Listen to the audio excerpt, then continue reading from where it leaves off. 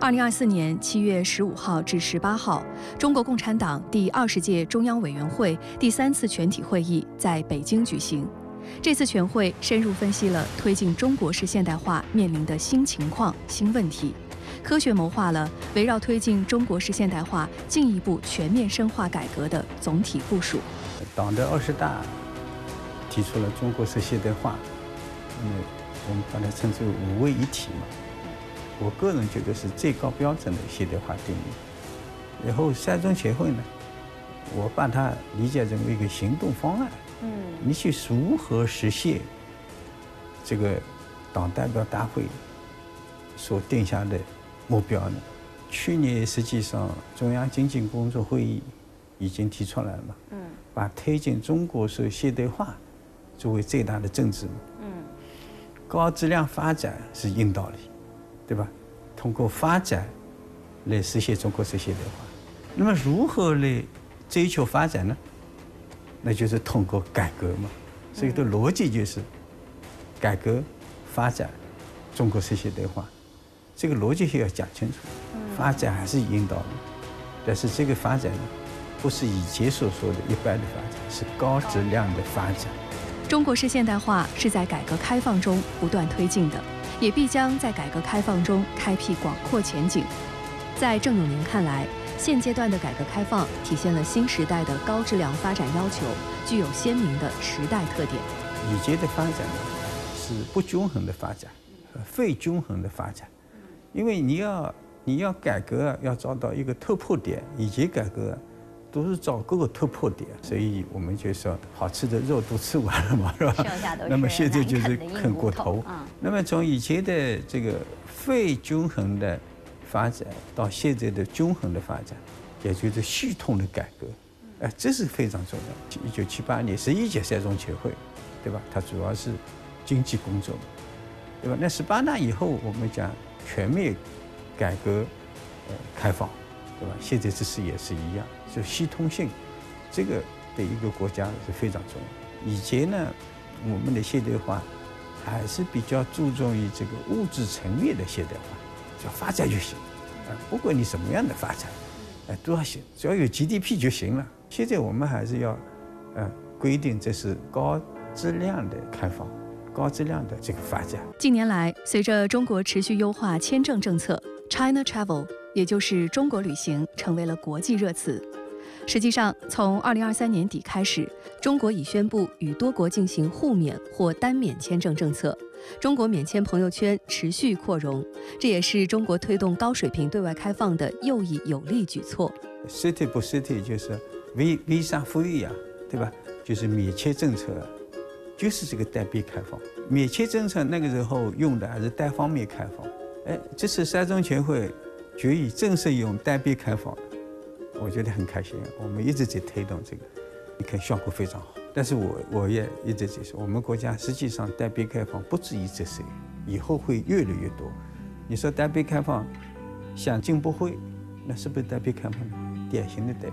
制造业整入限制去除了，这些都是单边开放。我是觉得下一步还有更多的领域要单边开放。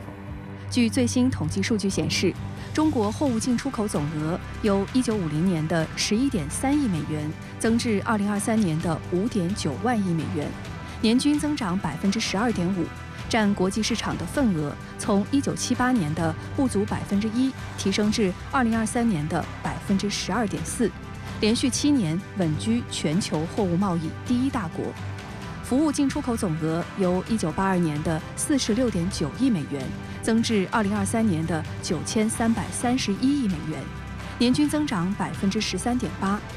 在郑永年看来，这正是得益于75年来中国积极推进对外开放，不断推动对外开放向更大范围、更宽领域、更深层次拓展。英国它的成功也是单边开放，美国的成功也是单边开放。那么一个国家在很落后的时候它需要保护民族工业，它会比较封闭一点。但是你已经是强大起来了，一定要实现单边开放。不仅是我们国家自己本身实现高质量的可持续发展的所需要，也是一个国际的发展所需要。因为我们是第2大经济体了，我们自己本身的开放尤其是对广大的发展中国家来说，就是它的国际公共。因为只有在开放的情况下，你这个生产要素才能流动起来。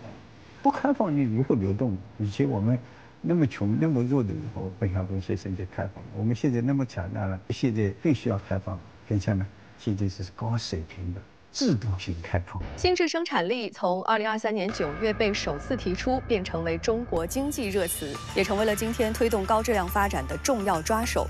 向新而行，以质致远，中国发展新质生产力热潮涌动。乘坐无人驾驶汽车、打空中的士、拥有人形机器人、跟数字主播聊聊天儿，这些若干年前只有在科幻电影中才出现的场景，如今已经逐步走入现实，走进人们的生活。这些新场景的出现，不仅是发展新质生产力、推动高质量发展的生动实践，更为中国式现代化的新图景描绘出了浓墨重彩的一笔。接下来，我们和复旦大学中国研究院副研究员、技术经济与管理研究总编辑刘典一起，搭乘一辆无人驾驶汽车，体会新质生产力如何引领我们向新而行。小马智行即将出发，全程请系好安全带。在确认路线之后，这辆无人驾驶汽车平稳上路，车上载着这家无人驾驶企业的研发经理李志新和为此而来的学者刘典。像咱们就比如说这个，一般会控制时速，控制在什么范畴？我们首先如果说没有任何安全隐患的话，它就会开到这个道路的这个限速。如果说当它感受到了有一些潜在的一些危险，就比如说我们经过了一个小区口，或者说我经过一个可能孩子快放学了的一个校园的门口，那我这个时候就会采取比较小心，然后就会去控制速度。看这个确实是跟这个有一个老司机开车差不多。随着传感器技术、人工智能算法、大数据处理能力的不断提升，借助 AI 技术打造的虚拟司机已经能够在特定场景下实现较为复杂的驾驶任务。这些技术的突破不仅提高了道路交通的安全性，驾驶的便捷性和舒适度也极大提升。如今，北京、上海、广州、深圳、武汉、重庆等地已开展无人驾驶车辆公开道路试点示范。青岛、济南等地也密集出台政策，加大对无人驾驶产业发展的支持力度。那像从您的这个角度来说，您觉得就是说自动驾驶作为一个新兴领域的一个新业态啊，就是您感觉会对咱们国家的这种发展，包括就是说在这个交通方面呢，可能会有哪些潜在的影响？就是自动驾驶，我认为它首先它是一个典型的这个新质生产力的一个代表，然后我们也能够借着这样的这个应用和试点，能够不断去迭代我们的这个自动驾驶的技术。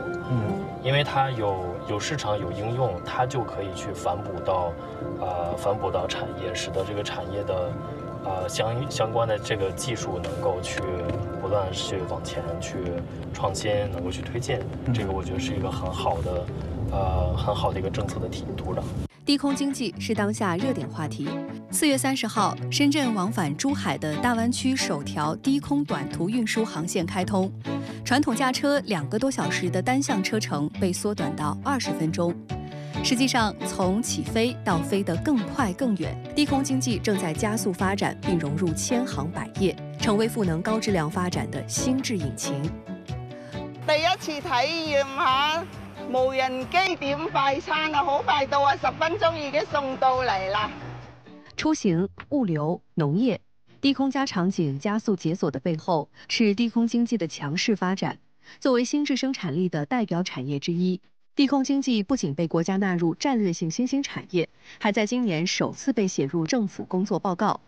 據工信部賽迪研究院發布的《中國低空經濟發展研究報告2024》顯示，2023年中國低空經濟市場規模超過5000億元，到2026年，中國低空經濟規模有望突破10000億元。過去的這樣一種積累的這樣一種工業製造業和包括的這樣一種產業生態，也可以完全賦能到低空經濟這樣一個新業態上。就像我們過去看啊，就高鐵改變了世界，集裝箱改變了世界。我們未來呢，隨着低空經濟的大規模發展，它的這種城市群的建設，它這種規模性和它的這種城市之間的一個緊密的連接度，那么就可能会带来一些很大的一个空间上的一个变化。而这种空间形态的变化呢，其实本身也会孕育很多经济的一些新优势。党的20届三中全会指出，要健全因地制宜发展新质生产力体制机制。在刘典看来，如今全国各地发展低空经济各有侧重，并着力形成各自特色，这正是对全会精神的践行。比如说在广东，它就可以综合式的去发展，然后呢，如何去探索低空经济的这样一种总体协调和这样一种综合性的一个业态的发展。但是有的省份呢，它不具备这个优势，有的可能在制造业啊，比如说像在江苏啊，包括像在武汉啊，就是他们其实都是过去在这个制造业领域里面有一些积累。那有的呢，可能就比如说像北京，就是它有最发达的这样一种人工智能，包括像相关配套的一些技术和一些这个服务相关的一些资源，就是如何去根据不同区域它本身的这样一种资源和产业禀赋，然后呢，在新的形态下发展，这个其实是未来也是需要因地制宜去发展的。前不久，一只猴子横空出世，引发全球关注。为展现更符合小说原著的场景，《黑神话：悟空》这款游戏对山西晋城玉皇庙、重庆大足石刻、浙江丽水石狮寺等全国多处名胜古迹进行了实景扫描。刘典认为，这些带有浓烈中国地域特色的文化符号，本身就是形成新质生产力的重要基础。就像前段时间我们看到啊，就是这个《黑神话：悟空》作为一个新的这么一个游戏产品啊，就是全球刷屏。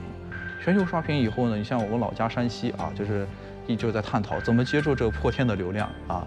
你看这个就其实你看这个背后呢，就是我们通过这样一种现代的技术，然后通过一个游戏的场景，让全球都看到啊，就是在这个古建筑背后，我们内涵的一个很深底蕴的一个文化。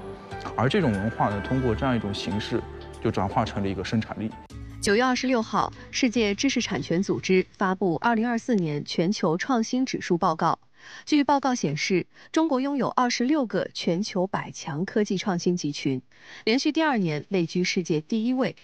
在该指数78个创新指标中，中国有8个指标位居第1。75年来，中国坚持创新驱动，在多个关键领域实现突破。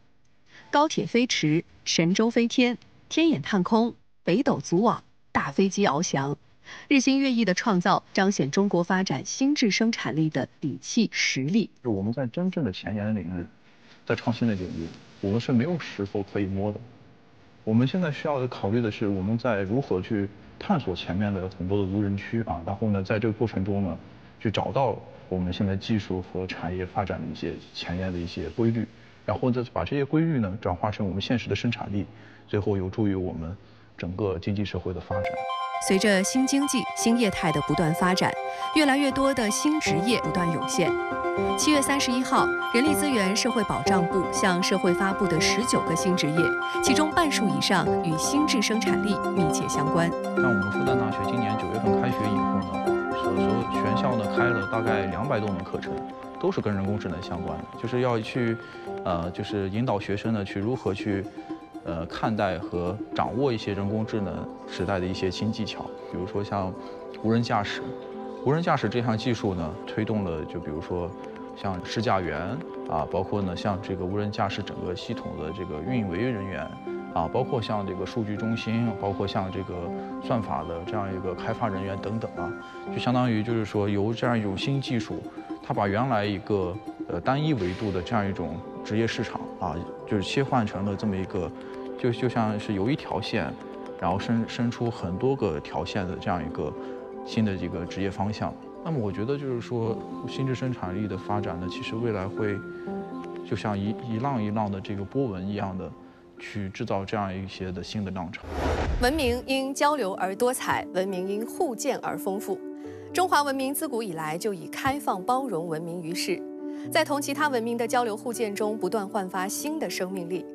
中国式现代化深深植根于中华优秀传统文化，体现科学社会主义的先进本质，借鉴吸收一切人类优秀文明成果，代表人类文明进步的发展方向，展现了不同于西方现代化模式的新图景。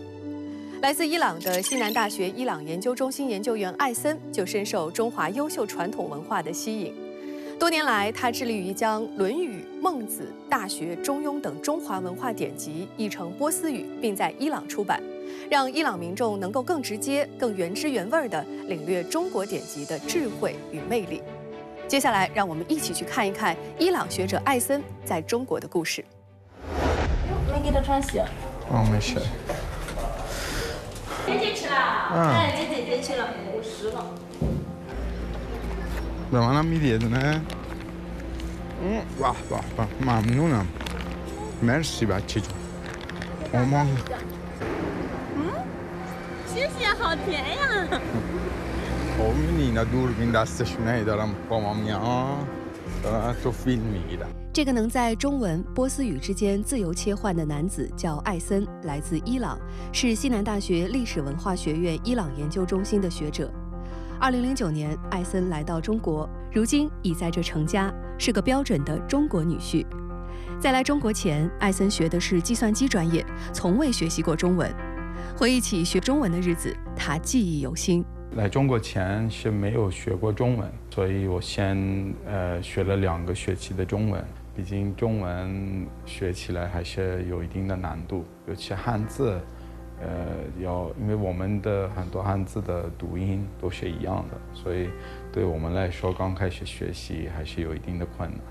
比如这个男人、南方是吧？难度都是有同样的一个读音，但是不同的字，所以这个是学习的时候有一个比较大的挑战。 在中国求学的过程中，艾森发现许多中华优秀传统文化典籍并没有波斯文的译本，即便有，也并非直接从中文原著翻译而来，这让他深感遗憾。于是，艾森给自己定了个目标，要让更多伊朗人了解博大精深的中国文化、中国经典，并以此来推动伊中两国之间伊斯兰文明和中华文明之间的交流互鉴。学而不思则罔。 死而不学则殆。کنفوسیوس گفت مطالعه بدون تفکر باعث سرگردانی و تفکر بدون مطالعه باعث شک خواهد شد。中国文化为什么要传播？为什么值得我们去介绍？首先，因为它具有一定的生命力，它的很多所提倡的理念。 以民文为主的一些理念，都是跨越一个民族、跨越一个国家。比如我翻译的《大学》《中庸》《弟子规》《论语》这些书，首先能被伊朗的读者、观众能接受。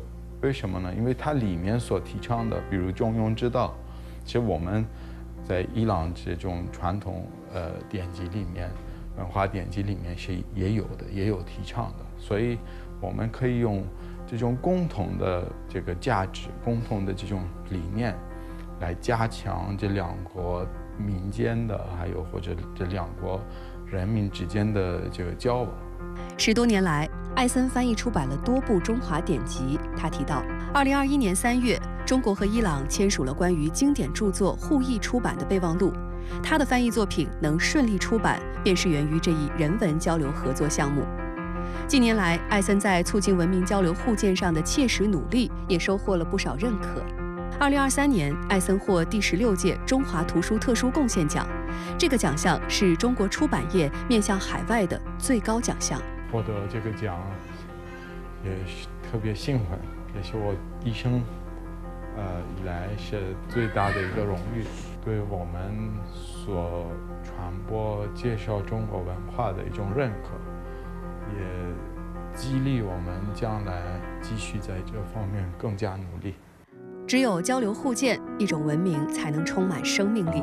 在深耕中国传统文化的同时，艾森也十分关注中国学者对于伊朗的研究。我以前看过一段话，说了解东方要从西面看，要了解西方要从东面看。在中国研究伊朗文化的中国学者。 是在很大的层面上，他们研究的比很多伊朗人还要透，因为他们看的视角是不一样的。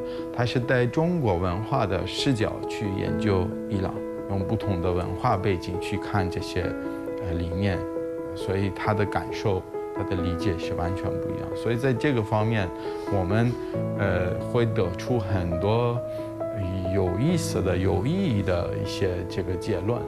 杜林泽，西南大学伊朗研究中心副主任，从事伊朗研究多年，他也是艾森的好朋友。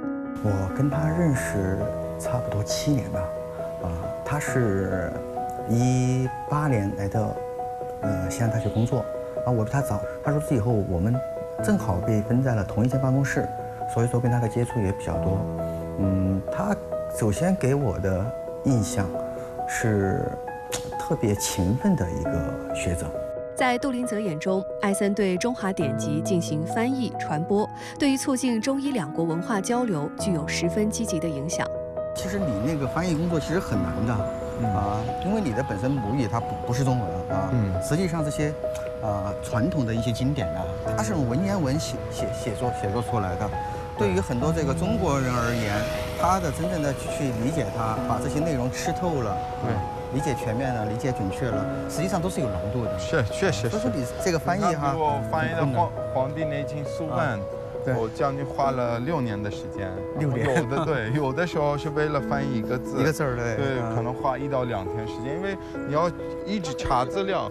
我觉得儒家方面的图书还好，我们也有很多类似的，在伊朗有类似的理念，也有对应的，再加上这些儒家的经典进入伊朗要早一点。但是它是从这个德语翻译过来转译过来的，是这个不是从中文直接译的。对，这个属于一个2手翻译，因为它对原文的很多内容是没法全面的理解，是吧？对。比如我们经常会讨论到君子这个词的译法，它很多是根据英文的 gentleman， 是吧？但是这个 gentleman 可能也在英语里面的意思和我们在波斯语里的意思是完全不一样的。这个词我们当时跟中国的上外的专家或就是中国的学者懂波斯语的，我们讨论很长时间。深化文明交流互鉴，不仅要推动中华文化更好地走出去，也要努力把人类创造的更多优秀文明成果引进来。在这点上，杜林泽和艾森有着高度共识。实际上，伊朗国内有很多他研究自己国家历史的这样一些学者，很多历史学家，而且有很多这方面的著作。对，我们可以把他们也这个引进来，然后介绍给咱们这个中国的这样一些读者。对，是的，对吧？这也是很有意义的。中国式现代化赋予中华文明以现代力量。在艾森看来，中国式现代化不是中国独善其身的现代化，而是期待同广大发展中国家一道分享，实现共同进步的现代化。艾森，你在咱们中国生活了这么长的时间这么多年，如何来看我们中国这样一个现代化的一个发展模式？外国人在看这个中国式现代化，也能学到很多东西，也有一定的这个借鉴的一个作用。因为我们毕竟是作为发展中国家，面临的很多挑战和问题都是一样的。我个人的理解咱们中国式现代化道路，实际上对中国而言是一种本土性的一个本土式的一个现代化发展道路，而对伊朗人的话，其实也是需要去结合自身的一些历史文化国情，然后去寻找自身的一些有特色的符合自己的这样一个发展道路。是。在艾森眼中，中华文明也赋予了中国式现代化以深厚底蕴，尤其是其突出的包容性。咱们中国文明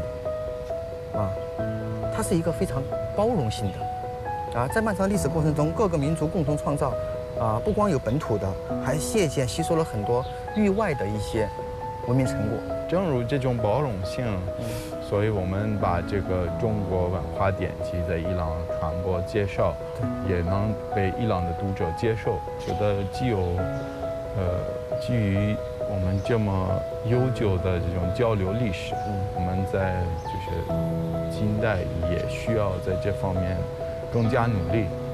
您就是主力。没，你现在就在但是致力于这个事情，还是要继续努力。为了更好地搭建中外文明交流互鉴的桥梁，艾森在学校开设了一门选修课，教授波斯语与古代伊朗文明。